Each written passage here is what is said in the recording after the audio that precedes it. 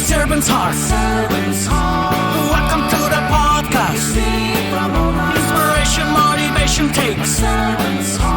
Listen to the podcast. We're all about to talk about life. Our guests will share their life story. We want you to success in life and business. We're ready and we will start shortly. We're gonna talk about life. We're going to speak on business. You're gonna shine bright. We are going to witness business with a servant's heart. With hosts Steve, Ramona, and Ray. Inspiration, education talks. Listen to the podcast.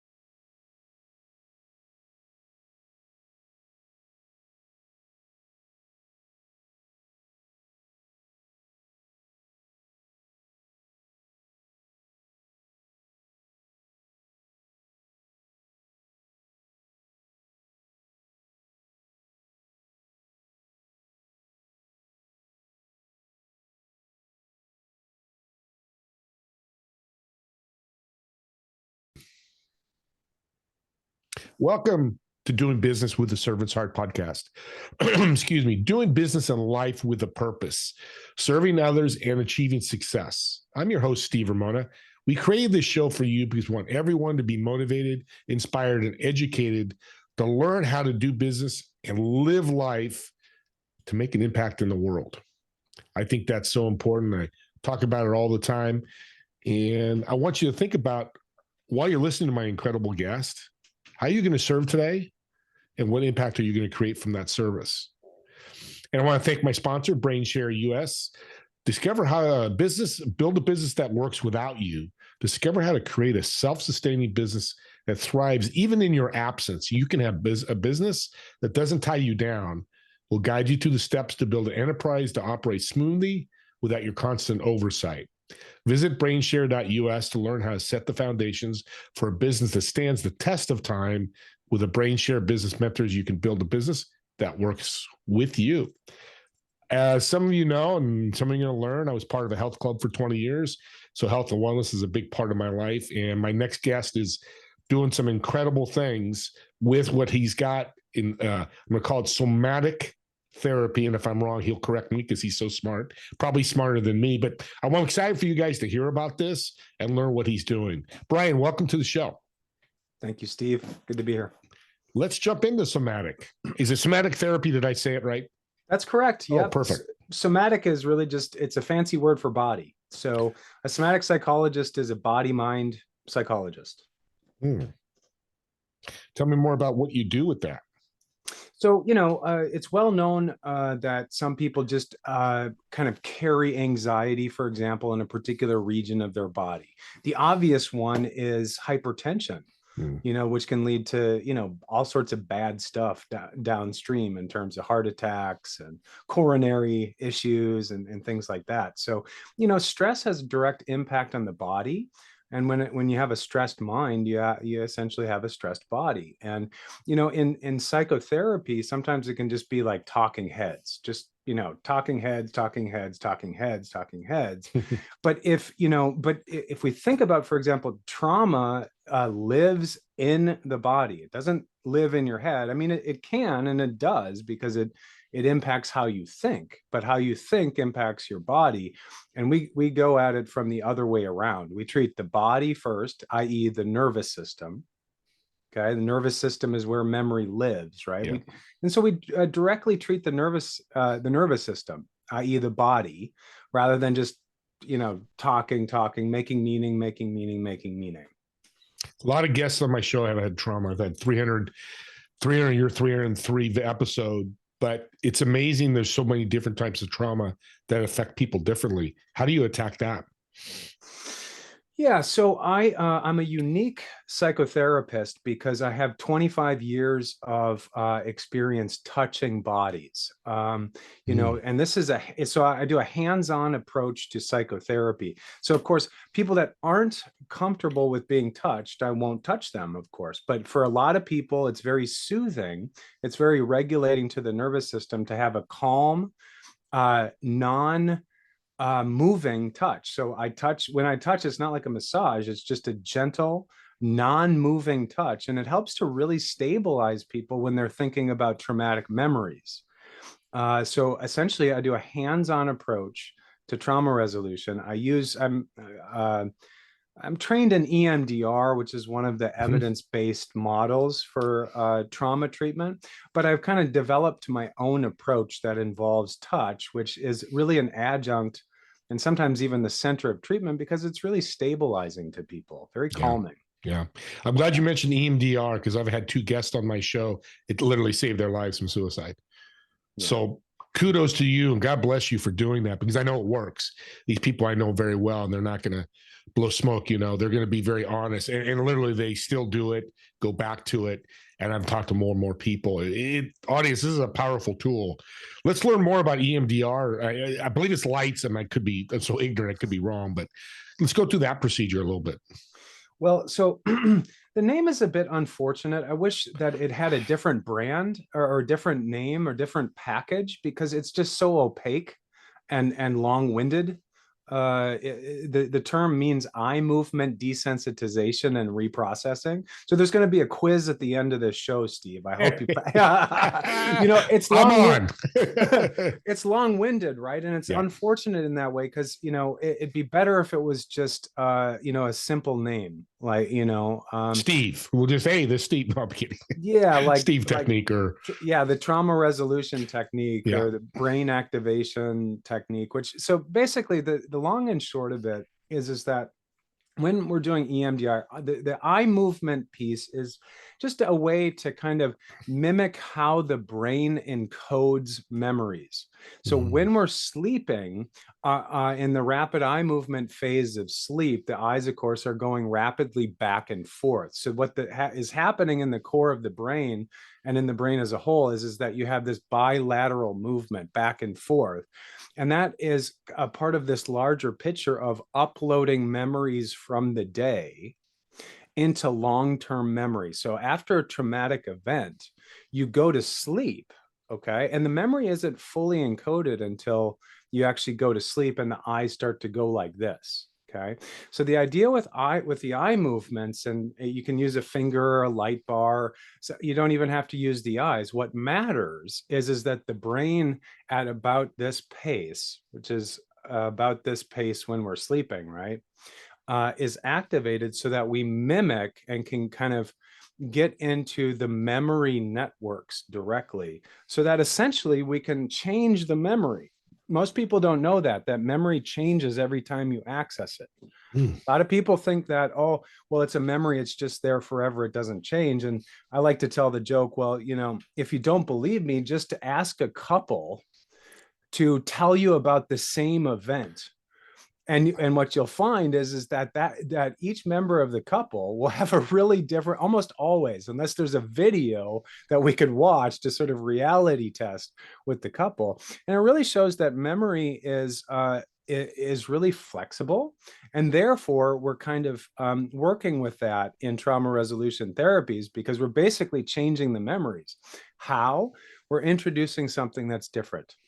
And what is that? Usually that's a feeling of safety. And for me, it goes with the touch, communicating to the nervous system that you're in the here and now, that you're with Dr. Brian and everything's okay. Okay. You're not in the past. And then when they go to sleep that night, the memory changes in their next rapid eye movement sleep cycle. That's powerful. I think it reminds me of gossip growing up. You know, you start gossip, me and you, and by the time it goes 10 people deep, the story's completely changed. That's similar to what you're saying, right? Yeah. Everybody's perception of the memory of what happened. Well, police officers, investigators I've talked to, same thing. You talk to 5 eyewitnesses, they're like, they're all different. Oh, he's a black man, white man, you know. Yeah. So you can actually change that like a muscle. I want to build my bicep. Wow, Yeah. talk more about that. I'm very fascinated. Yeah. Well, so whenever you access a memory, there's this scientific terminology is called reconsolidation window. And what that means is, and you can't. The literature says, in practice, you know, clinical experience says that you essentially can't change trauma unless you activate the memory. And when you activate the memory, the neurons start to kind of almost like a daisy in the sunlight or something like that. The neurons open up and they're ready for a new experience. So you have to kind of prime the neurons and kind of access the memory in order to change it, right? So Yeah. the positive news, right, is that those little neural bodies, okay, that open up, they're ready for a new experience, okay? Oh. When the new experience happens, so all of the body states that go with this is the risk of trauma therapy, right? When you go to the memory, the body, the heart rate will increase. Sometimes people will dissociate and get that 1,000-mile gaze, you like, you know, nobody home sort of deal. Yeah. And it can be challenging to navigate unless you're trained to do it, because practitioners, us practitioners, trauma is kind of contagious. When somebody's in a traumatized state, it's actually hard to settle in your own nervous system. Yeah, I'm sure you have an example in your own life that when somebody was bouncing off the walls and really afraid or dissociated, that you felt yourself like a, and it takes training. It takes a lot of work actually to get settled and grounded so that you can give the person a new experience. It's just so fascinating. It sounds simple. I know it's not simple and it's complex, but it's simple to take action, do it with you. An interesting question. There's a lot of therapy out there, and I've actually talked to 10 different do different modalities. But is therapy just about working with problems? Absolutely not. I mean, that's one of the stigmas about therapy that shows up. I think it shows up across the board, but it definitely shows up in couples therapy work a lot, because it's almost like you like as a couple, somebody else finds out that you're in therapy, right? And it's like, oh, you're in therapy. Like, oh no, that must mean that you're having a horrible problem or something like that. And the same is true for individual therapy, I think. And I'm a big advocate for reframing that and reframing therapy as a type of specialized education. Same is true for couples as it is for individuals. You know, it's like therapy is a type of education. It's in the case of couples, it's very much about communication and conflict resolution education. And with individuals, it's a lot about educating how to navigate intense states. You know, like even when we're really joyful, we can start bouncing off the walls, right?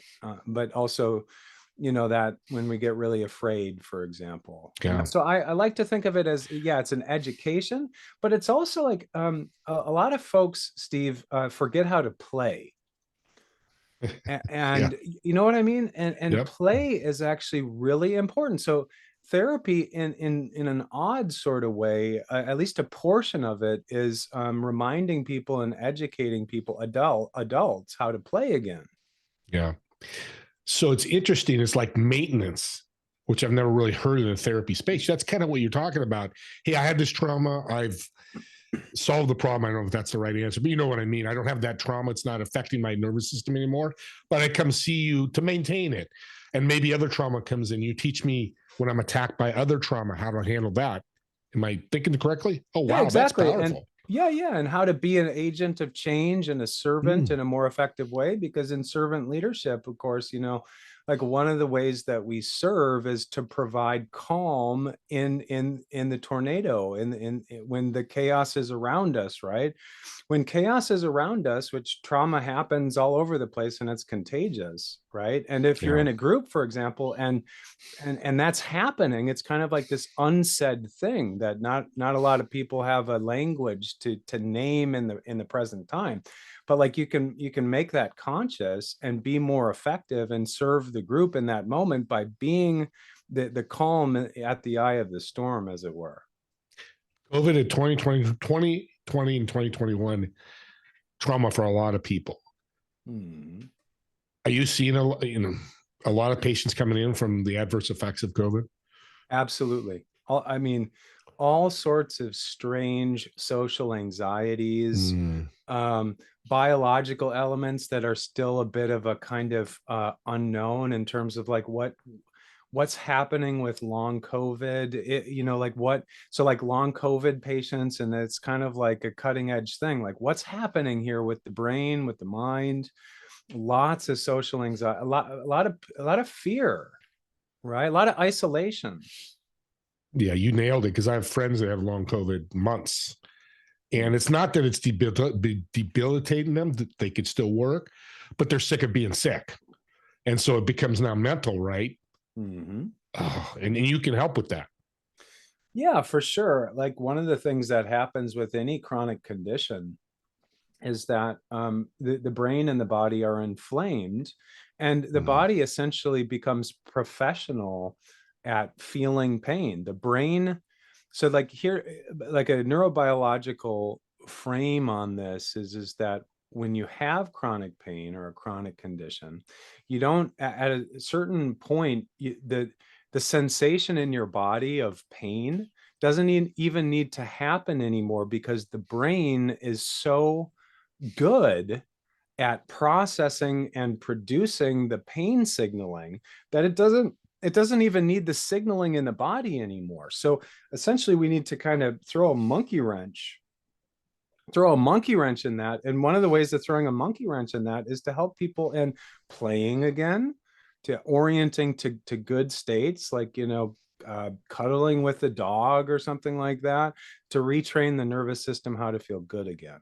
oh, I feel good. That's powerful. And I can attest to what you're saying about pain. My dad, a pain threshold. I was trying to think of that. You hear that.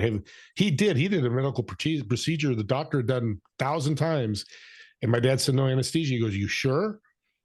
He went through the procedure, no anesthesia, and the doctor was blown away. He was like in his 70s. So Wow. I've seen that. So that's my dad's mindset. Something in his mind saying, don't feel the pain. I'm breaking it down simply, but it's much more than that, I'm sure. That's amazing. Yeah, it's so I know it works. We were blown away. So if you weren't, you're doing so many great things. God bless you for that, because COVID's a mess, recession, everything in the world is all trauma, if you look at it that way. But if you were not a psychologist, what do you think you'd be doing today? That's a good question. I think well, so people that do the deep dive into my resume see that I'm a certified clown trainer.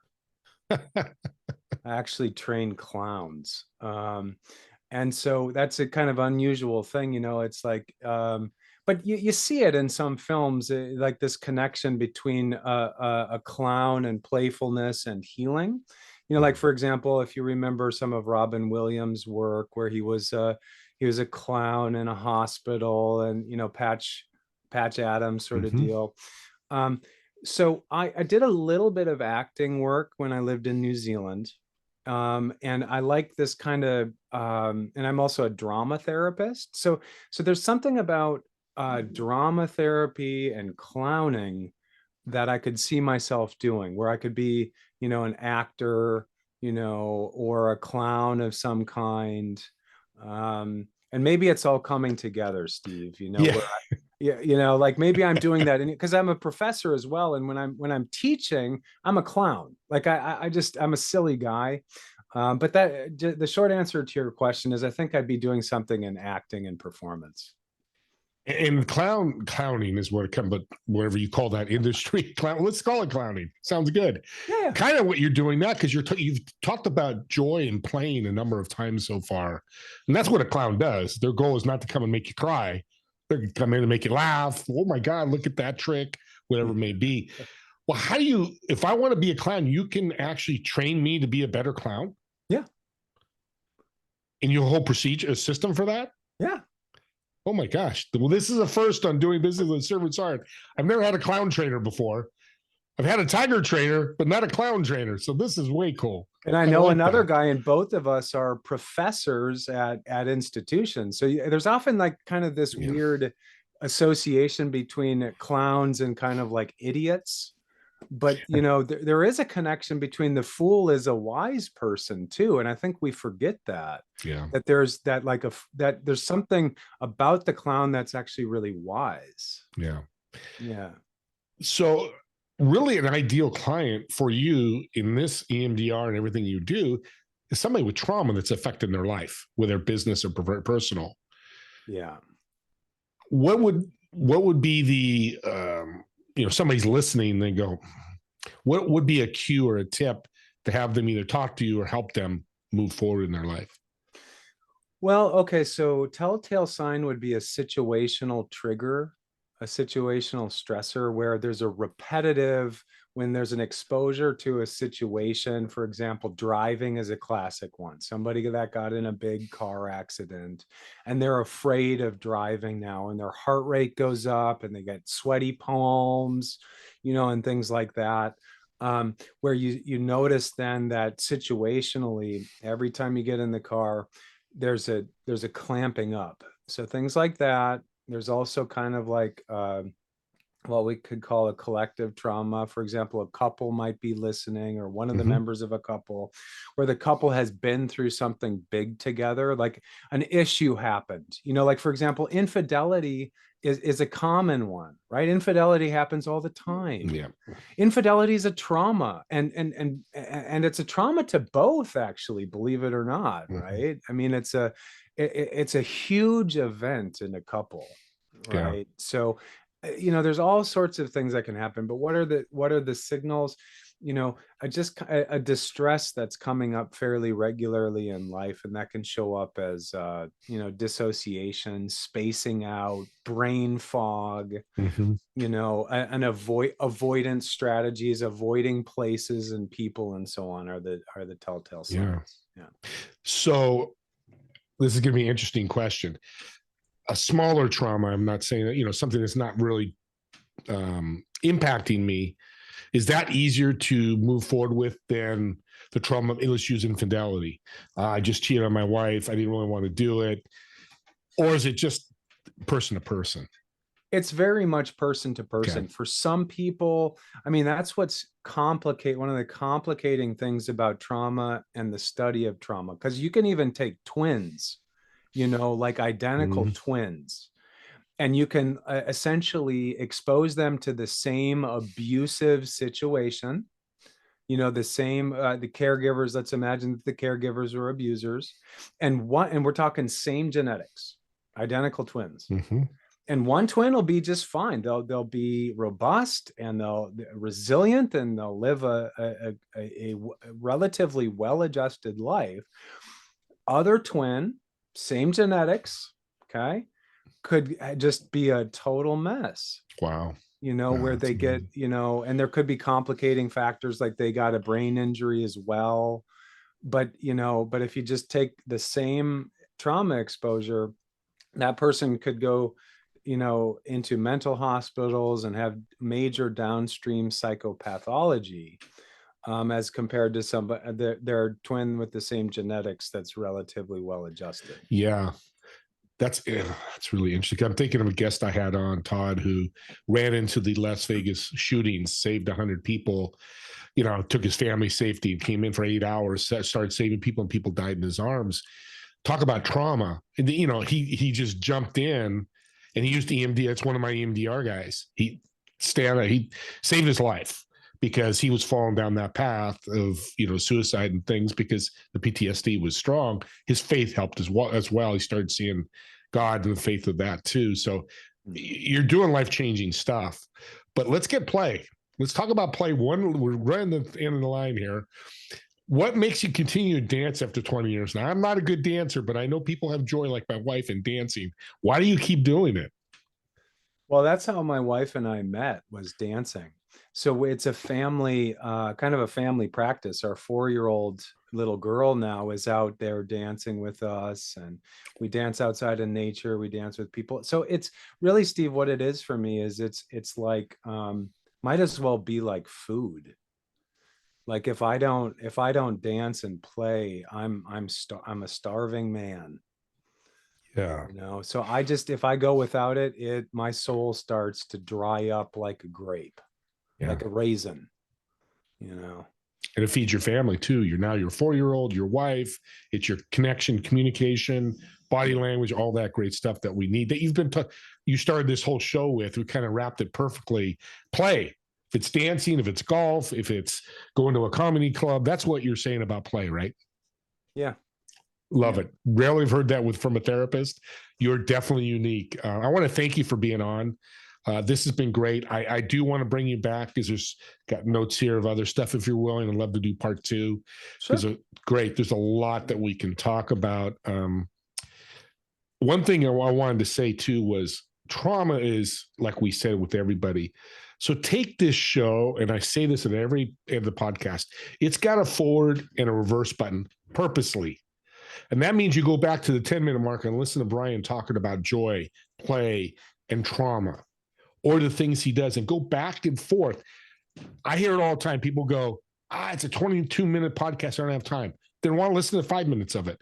In this case, it could change your life or save somebody's life. It may not be you, but it might be somebody you know. And God bless, if me and Brian help one person from this show, our heads will hit the pillow, and our RAM, I love how you did that. Our RAM will go crazy with happiness. I just love that.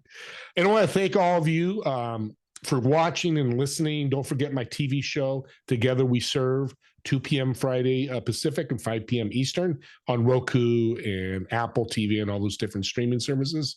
And last but not least, don't forget about our podcast swag, Doing Business with a Servant's Heart, hats, shirts, and all those different things that you can get. I'll have the link in the chat. As well as, Brian, how can people get a hold of you? Well, they can get a hold of me. My website is called Sematic Doctor. So SOMATIC, sematicdoctor.com. That's my Instagram brand, is the Sematic Doctor. So I'll be doing some more podcasts there, and probably be producing my own podcast as well, which you've helped to inspire me to do. So thank you. Great. No, I love hearing that, because podcasting is the way to go. So everybody, we'll see you all on the next episode of Doing Business with a Servant's Heart podcast.